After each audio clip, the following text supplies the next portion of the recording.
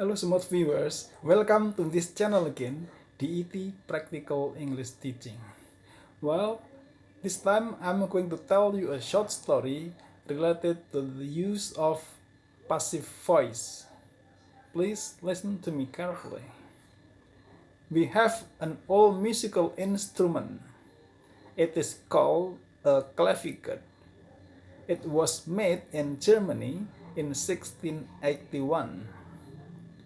Our clavichord is kept in the living room.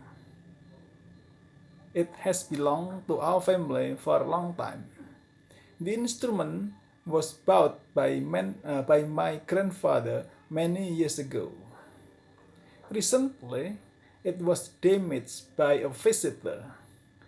She tried to play jazz on it. She struck the keys too hard, and two of the strings were broken. My father was shocked.